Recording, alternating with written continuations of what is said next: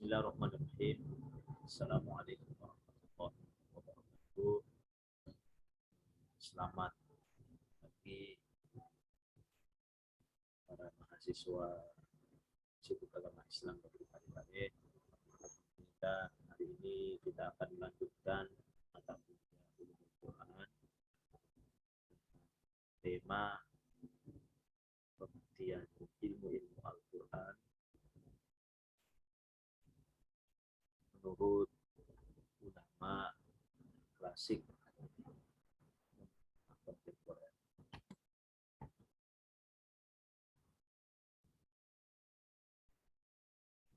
Nah,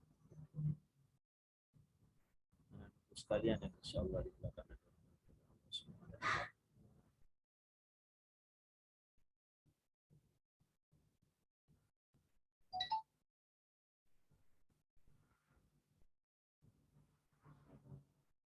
pertemuan kali ini kita akan melaksanakan perkuliahan Zoom meeting.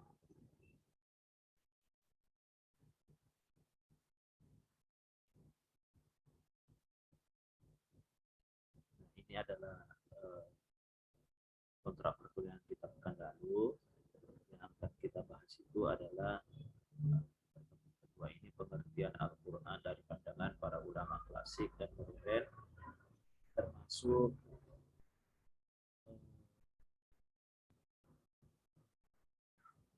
kita akan membahas terkait dengan pokok bahasan ulumul Quran tersebut. Kalau dilihat dari katanya, ulumul Quran, mata kuliah kita itu berasal dari dua kata, ulum dan Al-Quran.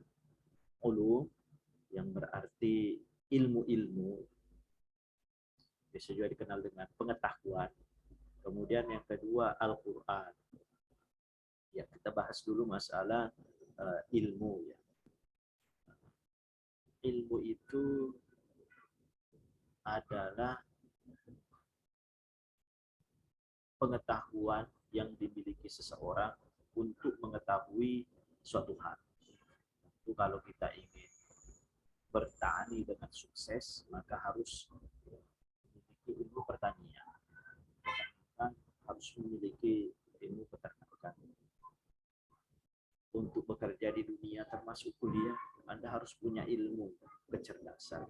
Termasuk dengan Al-Quran, kita harus punya yang namanya ilmu Al-Quran. Apa sih Al-Quran itu? Al-Quran adalah kalamullahil munazzal. Itu adalah firman Allah Subhanahu wa taala yang diturunkan kepada baginda Muhammad sallallahu alaihi wasallam melalui malaikat Jibril, mulai dari surah Al-Fatihah sampai surah Al-Nas. Ini di screen atau screen sharing yang saya perlihatkan. Kata ulum itu jamak dari kata ilmu, berarti ilmu. Berarti banyak ilmu-ilmu yang harus dikuasai untuk memahami Al-Quran. Adapun masalah Al-Quran, jadi bahasa Arabnya kalamullahi munazzal ala nabi Muhammadin sallallahu alaihi wasallam al-mu'jiz al-muta'abbad bi tilawatil maqtul bit tawatur al-maktub fil masahib min awal surah al-Fatihah ila akhir surah An-Nas. Kalam Allah yang diturunkan kepada Nabi Muhammad sallallahu alaihi wasallam, lafaznya mengandung mukjizat, membacanya mengandung nilai ibadah, diturunkan secara mutawatir dan ditulis secara mustaqim. Mulai dari awal surah Al-Fatihah sampai surah An-Nas. Ada beberapa definisi ulumul Quran menurut para ulama. Yang pertama itu adalah Syekh Manna Al-Qattan dalam kitabnya Mabahits fi Ulumul Quran. Ulumul Quran adalah ilmu yang mencakup pembahasan yang berkaitan dengan Al-Quran. Penting ini. Ini adalah perlu digarisbawahi. Ilmu yang mencakup pembahasan yang berkaitan dengan Al-Quran. Baik dari segi asbabnya, kodifikasi dan tertib penulisannya, ayat-ayat yang diturunkan Makki, Madaninya, dan hal yang berkaitan dengan Al-Quran. Kemudian menurut Imam Az-Zarqani, ulumul Quran adalah pembahasan yang berkaitan Al-Quran. Wah, ini hampir sama ya. Menurut Abu Syahbah, ulumul Quran, ilmu yang memiliki objek-objek pembahasan dengan yang berhubungan dengan Al-Quran.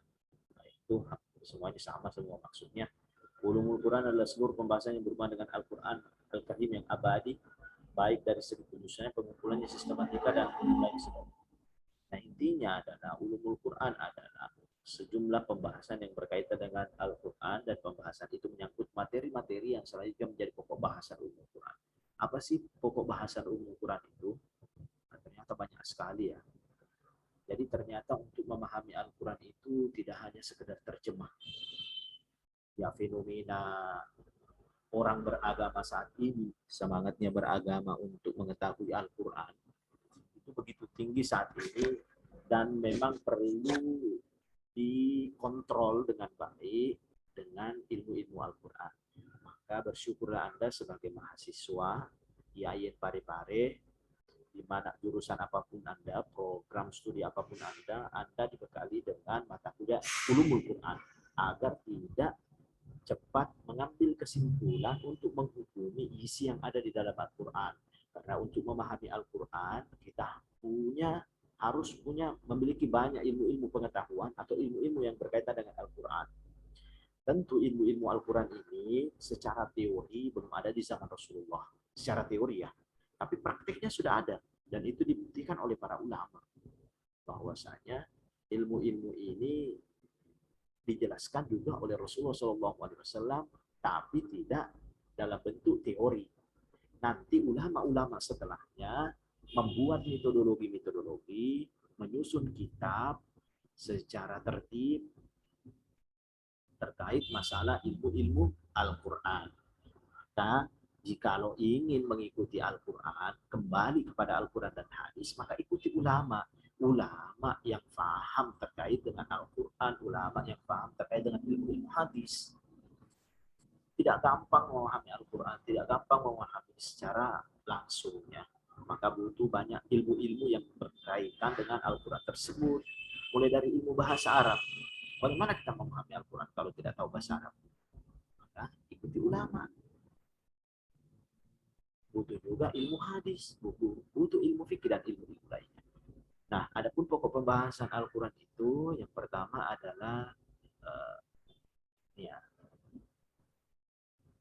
kalau dari proses nuzulnya atau turunnya Al-Quran itu dilihat dari waktu dan tempat turunnya Al-Quran. Awqatun nuzul wa mawatin an-nuzul. Ini penting. Makanya nanti ada materi terkait Makkiyah Madaniyah. Ya, pasti berbeda ayat-ayat yang turun di Mekah, ayat-ayat turun di Madinah. Bisa saja ayatnya sama tapi penafsirannya begitu berbeda. Kemudian asbabun nuzul, sebab-sebab turunnya Al-Quran. Ada yang am, ada yang khas. Apakah apa sih konteksnya Al-Quran itu turun? Kemudian sejarah turunnya Al-Quran. Sejarah turunnya Al-Quran, tarikh nuzul, ya. Nanti juga ini ada pembahasannya, ya. Kalau bukan pekan ketiga, pekan keempat, ya. Pembahasannya ini mulai dari nuzulnya Al-Quran, sejarahnya seperti apa, sampai saat ini kita harus bahas. Kemudian masalah sanad, ya. Ada beberapa persoalan, ya. Ini nanti ada kemungkinan di pertemuan-pertemuan antara 12-13 ya, masalah kiroat ini kita bahas, dan kita akan kasih contoh terkait dengan suratul Fatihah. Nah, begitupun dengan cara membaca kiroat atau tilawah dengan tajwid, karena membaca Al-Quran dengan tajwid itu hukumnya wajib. Jadi anak-anakku sekalian, kalau belum lancar membaca Al-Quran, apalagi membacanya terbata-bata, maka harus berusaha semaksimal mungkin. Terlebih lagi kita di Institut Agama Islam Negeri Parepare ini tidak akan meloloskan mahasiswa yang tidak lancar membaca nantinya kalau hendak mengikuti ujian kompreh ataupun mengikuti kuliah pengabdian masyarakat atau KPM.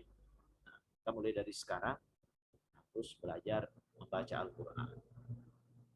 Kemudian pembahasan kata-kata Al-Quran. Ada kata-kata yang gharib, kata yang berubah mu'rab, ada harmoni sinonim, isti'arah dan penyerupan. Ini mungkin lebih ke nanti ilmu tafsir dan ini tidak ada di materi kita. Nah ini kelasnya sudah naik di atas ya pembahasannya. Mungkin biasanya kalau dia jurusannya atau prodinya tafsir atau prodinya ilmu Al-Quran biasanya kita bahas seperti itu. Kemudian makna-makna yang terkandung dalam Al-Quran, ada makna umum, ada yang makna yang khas, ada yang nas, ada lahir, gobat, rinci, dan lain sebagainya. Nah itulah isi daripada pokok pembahasan ulumul Quran yang akan kita bahas kurang lebih 16 pertemuan. Maka dari itu, yang pertama saya bisa simpulkan adalah kita tidak mampu ya memahami Al-Quran itu kalau tidak pakai ilmunya. Sama kalau kita mau bertani, sama kalau kita bekerja. Kalau tidak ada ilmunya, yakin dan percaya kita tidak mampu memahami atau tidak mampu bekerja secara baik. Maka memahami Al-Quran kembali kepada ilmu-ilmu. Jangan kembali ke terjemahan saja. Jangan kembali kepada ustaz-ustaz saja. Tetapi mulai sekarang kita harus memilih ustaz.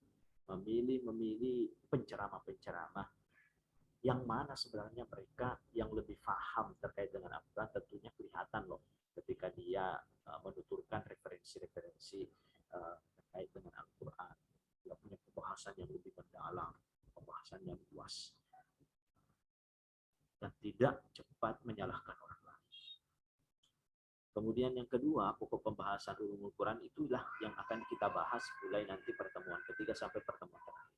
Itu bagian dari pokok pembahasan ilmu Al-Quran. Dan yang terakhir, nah, Anda lihat di sini,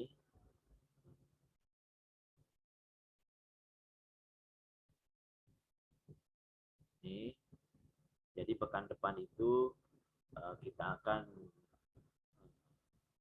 dibantu pemateri ya, sebelum saya menjelaskan. Nanda, Nurmina Agus, dan Andri dia akan membahas sejarah perkembangan Al-Quran. Itu pekan depan. Nah, untuk 3 hari ke depan sampai kemungkinan ya, di antara 3 sampai 5 hari saya akan mengikuti Edlink, tugas resume tulis tangan di buku tulis. Apa itu resumenya? Terkait pembahasan kita hari ini, pengertian Al-Quran, apa saja, atau pengertian ulumul Quran, pengertian ulumul Quran ya, pengertian ulumul Quran, dan pokok-pokok pembahasan ilmu Al-Quran. Jadi 2 yang harus disimpulkan. Maksimal 1 halaman, individu, diinput di Edlink. Pengertian ulumul Quran, dan pokok pembahasan ilmu Al-Quran. Demikian yang saya sampaikan. Wassalamualaikum warahmatullahi wabarakatuh.